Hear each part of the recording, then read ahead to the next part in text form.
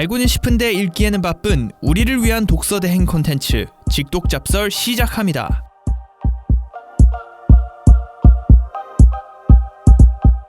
네, 직독잡설 3부 시작하겠습니다. 자, 2부에서는 제조 전기, 제조 발전, 식량 생산, 수송, 냉난방까지 탄소가 어디에서 나오는지 남국민 기자한테 얘기를 들었고 좀 듣다 보니까 좀 막막한 부분도 있어요. 그러니까 석탄은 안 쓴다고 되는 게 아니라 뭐 이거 돈도 많이 들고 그러니까. 근데 그럼 어떻게 이걸 탄산소를 저희가 할 수 있는 게 맞나요? 그러니까 뭐 빌 게이츠는 기술 신봉주의자라서 기술력을 어떻게 열심히 개발해야 된다. 그래서 자기도 투자를 하고 있다. 이렇게 얘기를 하고 있어요. 뭐 그러니까 결국 기술력으로 이거는 다 해결을 해야지 안 할 수는 없지 않느냐. 그렇죠. 그래서 본인이 그래서 아까 원전 이 사람이 이분 원전에 좀 친화적이라고 했잖아요. 네. 이분이 그 차세대 원전 기업을 갖고 있어요. 이게 약간 이해 충돌이 있어요. 제가 이거 뭐야? 테라파워라는 원전 차세대 원전 회사를 갖고 있고 친구 영혼의 단짝인 버핏도 거기다가 굉장히 많은 돈을 투자했거든요. 아, 그래요? 네. 그러다 보니까 물론 좀 꼭 그 돈을 뭐 이분이 돈이 아까워서 뭐 돈을 벌려고 하겠습니까마는 아무튼 그런 면도 있다. 그래도 1위를 유지하고 싶을 수도 있잖아. 그렇죠. 화났을 수도 있죠. 네, 돈을 유지하고 머스크한테 내가 역전당은 아니지 않나. 밀렸다. 이건 말이 안 된다라고 생각할 수도 있죠. 그래서 결국은 근데 그럼 결국은 원전을 통한 전기 생산이 그쵸. 가장 중요하다는 말이네요. 네. 그래서 이제 그 다음으로 높은 게 이제 제조 발전 그 다음은 이제 수송.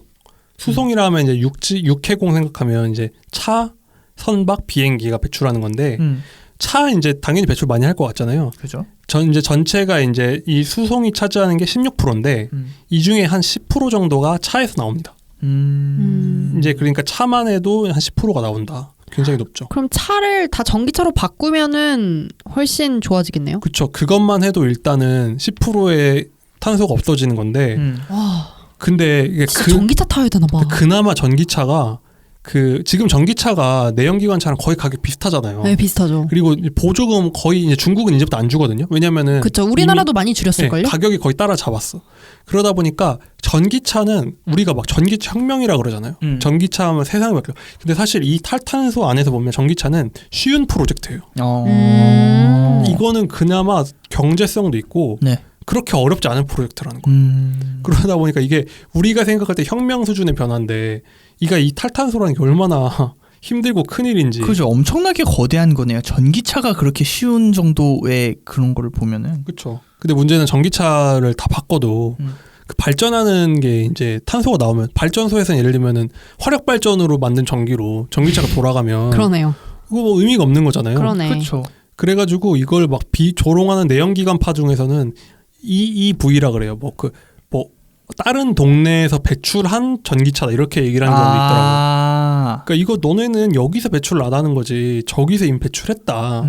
그러니까 다시 발전으로 돌아가는 거죠. 그런데 결국은 탄소를 배출하지 않는 발전이 중요한 거네요. 그러니까 전기차 자체도 물론 중요한 발전이지만 네. 발전 원 자체 예를 들면 우리나라 발전량 중에 한 절반 정도가 탄소를 배출 안 하는 발전원이고 절반이 화석연료면 전기차에는 절반은 탄소를 배출하는 거죠 사실상. 그렇기 때문에 이것도 결국 그 발전 원을 좀 바꿔야 된다. 그래서 수소차도 좀 뜨고 있는 거 아니에요? 그렇죠. 이제 수소차는 주로 어디 쓰이냐면 버스, 트럭. 그러니까 왜냐하면 힘이 많이 들어가고 여기는 그 충전시키려면 거의 하루 종일 세워놔야 되는 거예요. 예를 들면 그렇기 때문에 수소가 아니면은 상용차들은 좀 쉽지 않다고 하거든요. 그래서 현대가 수소를 계속 하는 게 상용차는 어차피 니네 상용차 안 할 거냐. 도요타랑 현대는 수소를 계속 투자를 해요. 그러니까요. 그래서 만약에 현대가 지금 거의 1위잖아요. 네. 만약에 걔네가 정말 상용화에 성공을 하면 그쵸. 우리나라가 1위가 되는 거 아니에요? 그쵸, 거의 그쵸. 제2의 테슬라 아니에요? 그래서 지금 약간 분위기가 수소가 이제 전기한테 완전 밀린 분위기 같지만서도 이건 언젠가 된다. 또 모르죠. 네, 가는 거죠. 존버하는 거죠. 그렇죠. 그리고 이제 차는 이제 우리가 좀 익숙한데 네. 그 다음에 이제 배랑 비행기인데 백희영 기자 뭐 여행 가는 거 좋아하니까 너무 좋아. 1년에도 사실 맘먹으면 막 서너 번 막 10번도 탈 수 있잖아요. 비행기. 그럼요. 근데 비행기 상식적으로 얼마나 거기서 많은 그 에너지를 태우겠어요. 그렇죠. 그래서 그 비행기는 특히 문제 뭐냐면은 성층권 위에서 날기 때문에 아예 그 탄소를 거기다 다 뿌리고 온다는 거예요. 완전 완벽한 주범이구나. 거기다가 다 뿌리고 온다는 거 완전히. 네. 그래서 훨씬 효과가 안 좋아서.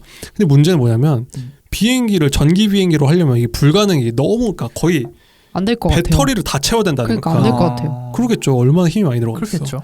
그러니까 비행기는 전기화는 거의 현재로선 불가능하고 대안이 뭐냐면 네. 그 바이오 연료를 넣어서 돌아가는 걸 만들죠. 그러니까 이 연료 자체를 탄소가 안 나는 걸 태우게 하자. 근데 그게 좀 비싼, 그게 몇 배 비싼데. 네. 근데 어쩔 수 없죠. 대안이 없으니까. 그렇죠. 대안이 아무것도 없으면 뭐. 그렇죠. 비행기도 대안이 없고 선박은 진짜 의외로 선박이 배출하는 게 정말 많아요. 왜냐하면 선박이 태우는 게 벙커 CU라는 건데 네.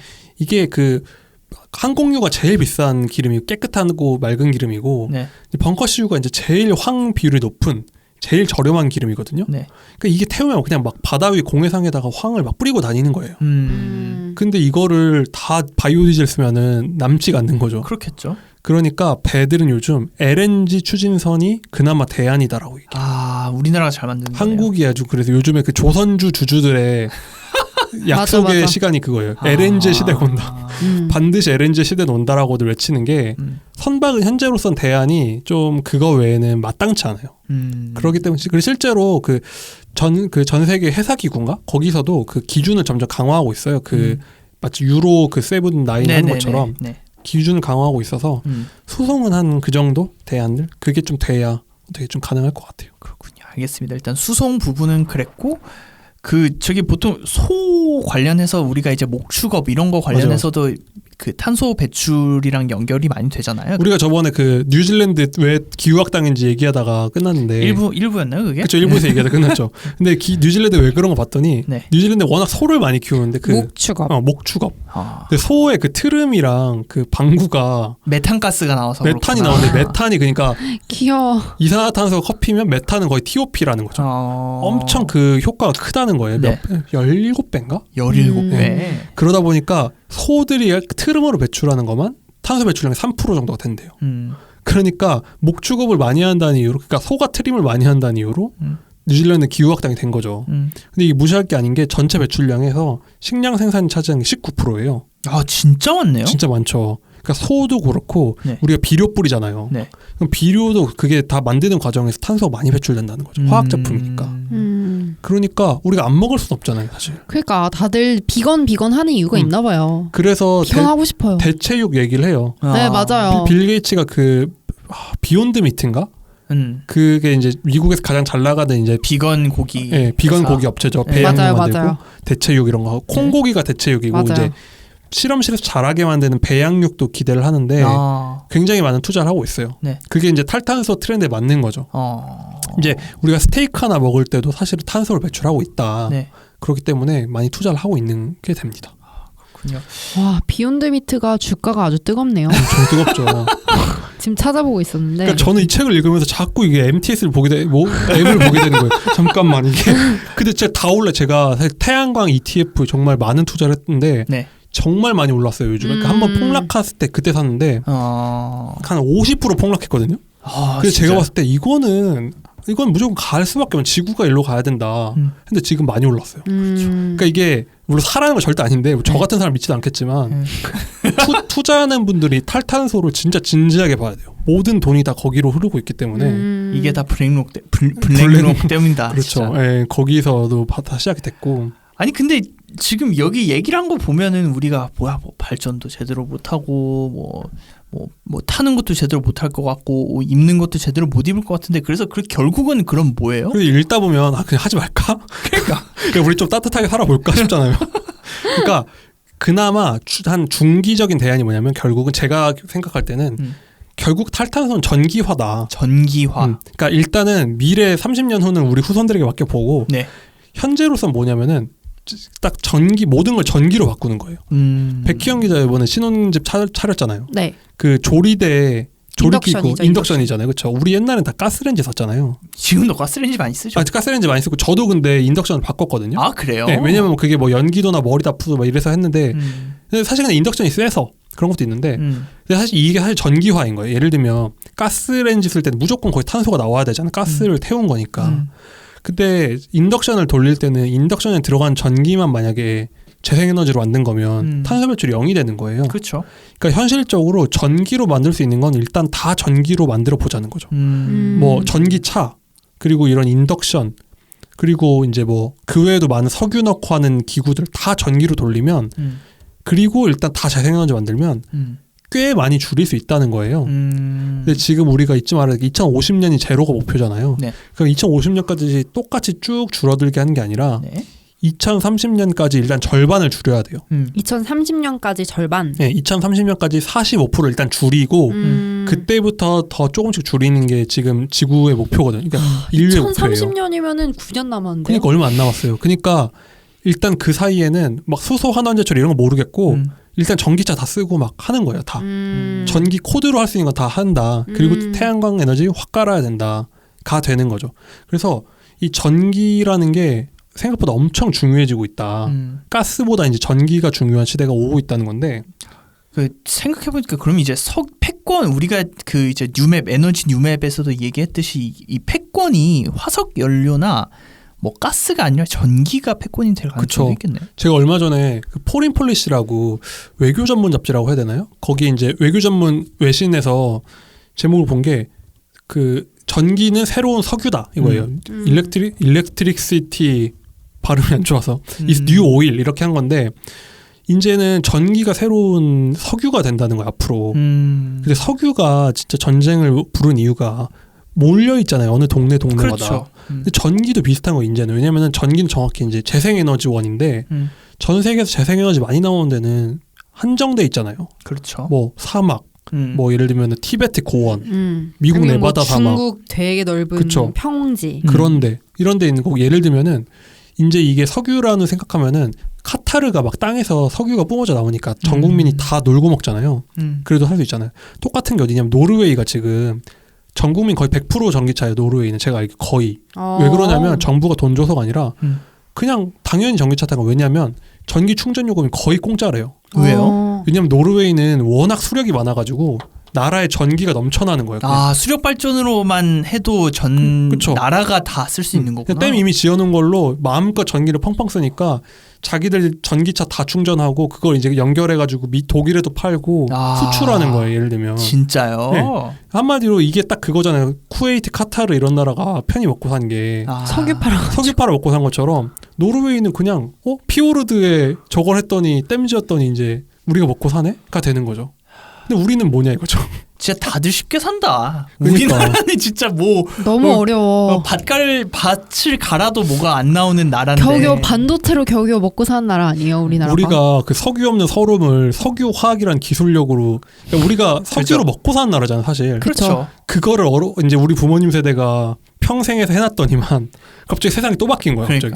그러니까 이게 그 책을 그걸 읽으면서 와 이건 진짜 억울하다 그 생각이 들어요. 이게 그러니까 타고난 걸로 다 돌아가는 거예요. 다시 지금까지는 기술력의 그거였지만 그러다 보니까 이거 쉽지 않겠다 그 생각이 들어서. 그럼 이제 다음 시대는 뭐예요? 재생에너지의 시대가 되는 건데 우리가 그래서 수소의 모든 걸 이제 올인해야 돼요. 모두 다 걸어야 돼. 그러니까 이게 지금 현실적으로 수소가 안 되면 한국은 쉽지 않아요. 그리고 이게 미국 해군이 전 세계에서 가장 강력하다 그러잖아요. 그렇죠. 왜 그러냐면 미국 해군이 전 세계 바다를 지키는 정확히 뭘 지키냐면 석유 수송로를 지키는 거거든요. 이제 석유 수송로 대신에 이제 앞으로 그 전력망이 한다는 거예요. 전력망. 전기가 타고 흐르는 망이 이제 석유 수송로가 된다는 거죠. 그러면 이제 다 연결이 되잖아요. 연결이 돼야 되는데 한국은 연결할 곳이 없어요. 그러니까 예를 들면 유럽은 유럽 국가들끼리는 다 그 전력망 연결돼 있거든요. 그렇죠. 그럼 예를 들면 독일이 날씨가 흐리면 이탈리아 전기를 사다 쓰고 뭐 예를 들면 이게 다 된다는 거예요. 노르웨이 맞아요. 수력을 쓰고 예를 들면 독일이 너무 전기를 많이 만들면 딴 나라에 팔 수도 있고 이게 돼요. 근데 한국은 사실상 섬이잖아요. 북한에서 뭐 받을 게 없으니까. 그렇죠. 그렇기 때문에 우리는 지금 연결된 전력망이 없어요. 뭐 일본이랑 연결할 것도 아니고 중국? 그렇죠. 그러니까 이게 결국 한국 그래서 2050년 탈탄소 계획을 보면 중국이랑 연결해서 중국 러시아에서 2.7% 정도의 전력을 가져온다고 해놔요. 그러니까 연결할 생각을 하고 있는 거예요.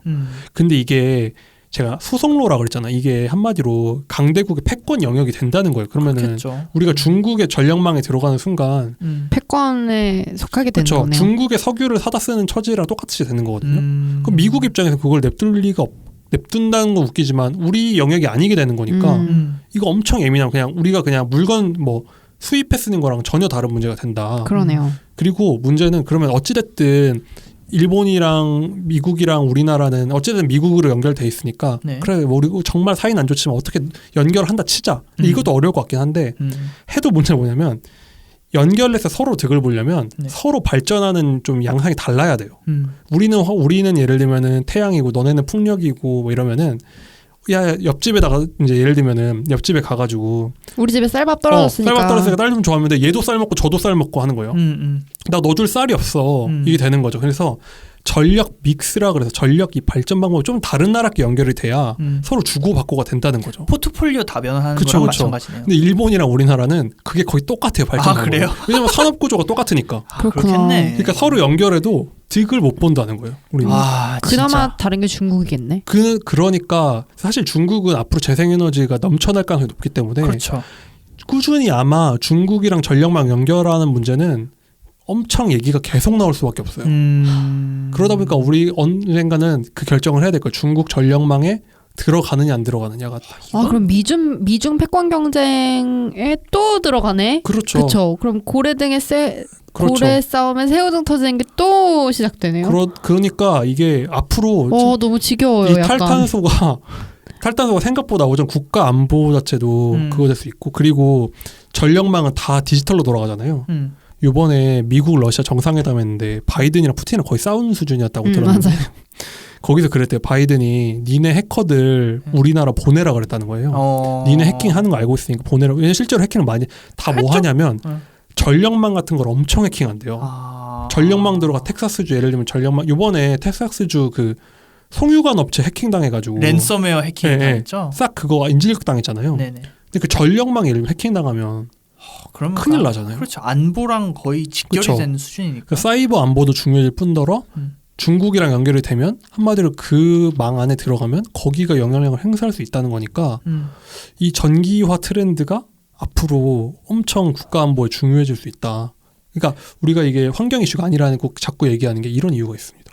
근데 이거를 우리가 뭐 예를 들어서 에너지 안보 측면에서 그러니까 이거는 지금 계속 미래를 보니까 우리나라의 그 전기 사용을 자체적으로 충당할 수 없는 방법이 자체적으로 충당할 수 있는 방법이 없다면 또 이제 중국에 기대거나 미국에 기대거나 그렇죠. 그래야 된다는 건데 결국 열쇠는 수소네요. 수소밖에 그러니까 그러니까 아니죠. 원전을 설치하자고 할 수 있겠죠. 예를 들면 좀 중국이나 이런 데에서 좀 친화적인 진영에서는 우리 그러지 말고 중국이랑 연결해서 싼 전기 쓰자고 할 수도 있는데 한쪽에서는 아니 그러지 말고 원전을 열심히 지어서 에너지 주권을 지켜야 된다 할 수가 있는 거죠. 앞으로의 그 이슈 파이팅도 좀 그쵸. 생각을 해볼 수 있는 부분이긴 한데 근데 수소를 제가 지금 문득 떠오른 거는 이 수소 발전이라는 게 참 아직은 남궁 기자가 말했던 것처럼 약간 전기차 분야에서도 수소차가 되게 밀렸다고 하잖아요. 그러니까 수소 발전이란 것도 사실은 되게 비주류가 된 느낌이라서. 그렇죠. 그래서 문재인 정부가 들어선 이후에 수소 발전을 이제 강조를 했는데 이거를 두고도 되게 비판과 논란이 많았던 걸로 기억해요. 왜 전 세계적인 트렌드인 전기화에서 너네는 수소만 강조를 하느냐. 그렇죠. 그래서 막 그런 얘기 많이 현대차랑 뭐 있냐 왜 자꾸 그 현대차 수소 밀어주는 것 같이 되고 넥소 막 타고 이러니까 그런 음모론이 있었는데 이게 이런 걸 따져보면 한국은 수소가 거의 선택이 아니라 그냥 거의 생존을 건 문제처럼 될 수밖에 없다.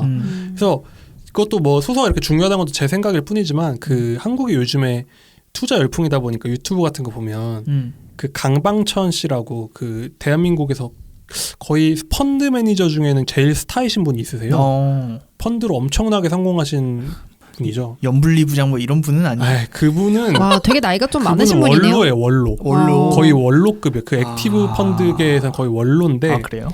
그분이 막 이런저런 이제 나이가 굉장히 많으신데도 트렌드 연구를 하시고 현업에 계시거든요. 현업에 계세요? 완전 현업에 계세요. 지금도 강의하고 거기 돌아다니면서 인터뷰 굉장히 많이 하시고. 이거 유퀴즈 온 더 블럭에 나왔던 분이다. 네, 그분은 완전 할아버지거든요. 네. 아닌가? 근데 엄청 기력이 진짜 정정하신데 이분이 그래서 자기는 수소를 진짜 주목하고 있다는 얘기를 자주 해요. 그래요? 그러니까 이게 이분 자체가 굉장히 좀 장기적으로 보는 뭐 모든 투자 성공한 분들이 그렇지만 그렇죠. 이분도 그러니까 수소 얘기를 자꾸 하거든요. 이분은 돈 얼마나 버셨어요? 이분은 돈 얼마나 있나? 제가 알기로는 제일 유명해진 게 이분이 IMF 때 네. 그때 1억으로 137억을 만드셨나? 아니야. 1억으로 156억. 그 정도 만드셨어요.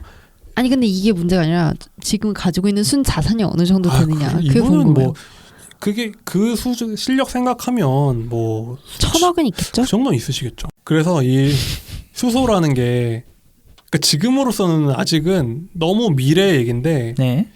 주목할 필요가 있다. 그래서 빌 게이츠는 사실 별로 수소 얘기 안 해요. 왜냐면은 미국은 네. 그냥 재생에너지 만들면 돼요. 그렇죠. 워낙 땅덩어리도 넓으니까. 넓고 원전도 그쵸. 지어도 되고. 그 대신 뭘 강조하냐면 애리조나 이런 사막에서 재생에너지 많이 나오잖아요. 네. 주로 에너지는 동부에서 쓰잖아요. 그렇죠. 그러니까 대신 그 대륙을 가로지를 정도의 그 그리드망 그게 뭘 HVAC인가? 그 장거리 초장거리 초고압 송전 기술이란 게 있어요.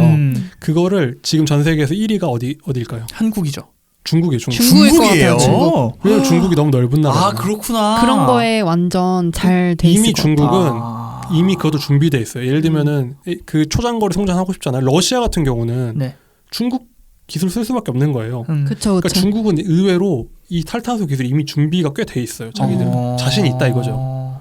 그러니까 파리 협정에 그렇게 덜커덕 그쵸. 설명을 했겠네요. 우리가 언제까지 쇠 만들어서 먹고 살 거 아니야. 우리는 이제부터 이런 기술로 갈 거야라고 선언을 한 거예요. 그러니까 이게 미국이나 중국 같은 경우에는 습관만 좀 바꾸면은 사실 그러니까 그쵸. 익숙해져 있는 습관만 바꾸면은 가능한 일이고 그렇죠. 우리는 약간 사람을 바꿔야 되니까 성향을 그쵸. 다 바꿔야 되는 그런 일인 것 같아요. 맞아요. 우리 정도면 꽤 알뜰하게 사는 편인데. 아 그러니까요. 너무 우린 습관을 바꿀 수도 없어. 미국 분들은 그 차 연비부터가 아 막, 진짜 쓰레기잖아요. 그게 뭐 연비가 4리터? 네, 막 그런 거 타고 다니잖아요. 막 맞아요. 진짜 말통으로 들이붓고 타는 거예요. 그런 거 막 타고 다니는데. 아니 그래서 우리는 뭐. 집에 따로 석유통을 사두잖아요. 미국 사람들은. 아, 그래요? 네. 그래서 이게 뭐 제가 그래서 얘는 왜 자꾸 수소 얘기하나 뭐 두산 퓨얼셀 주식 산다 이렇게 할 수 있는데 안 샀고요.